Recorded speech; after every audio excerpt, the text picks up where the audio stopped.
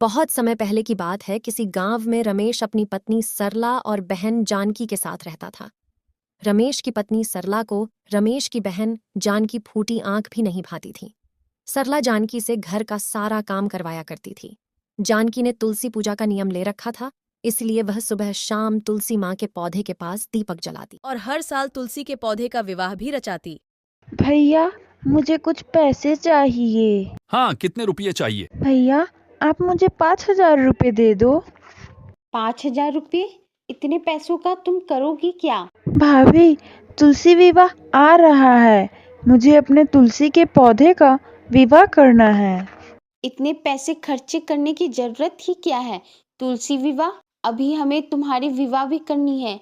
और आप इसके विवाह की तैयारी करेंगे या तुलसी विवाह की तैयारी करेंगे? हमारे पास कोई पेड़ थोड़ी है जो हम तुम्हें तोड़ के देते रहे। सुनो जी, अब एक भी पैसे खर्चे करने की जरूरत नहीं है। जब इसकी विवाह होगी तो हम इसे क्या देंगे? वही तुलसी के पौधे। सरला जानकी कई सालों से तुलसी विवाह करवाती आई है, उसे तुलसी विवाह की पूजा कर लेने दो। भाभी, मैं हर साल तुलसी विवाह करती हूँ।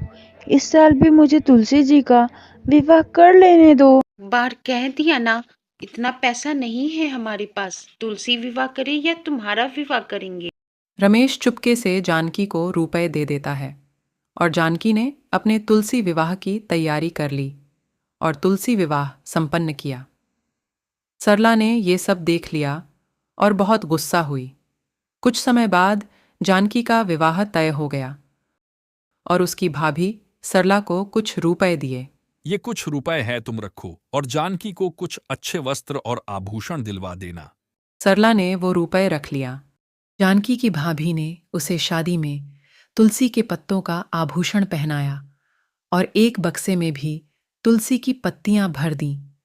बाद में वह सुंदर वस्त्र और आभूषण में बदल गई और जानकी के ससुराल वालों ने जब बक्से खोले, उपहार देखकर बहुत खुश हुए और बहुत प्रशंसा की।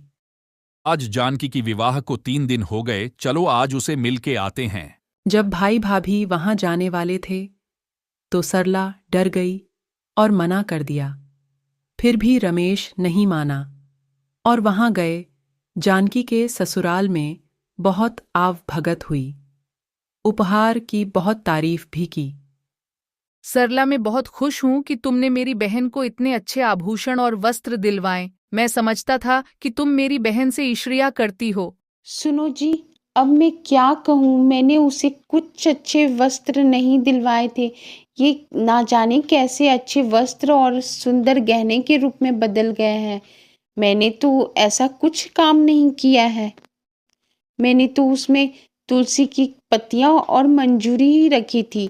ये कैसे अच्छे आभूषण और रेशमी वस्त्र में बदल गए, मुझे कुछ समझ नहीं आ रहा है जी। भाभी ने अनजाने में रमेश को सब बताया।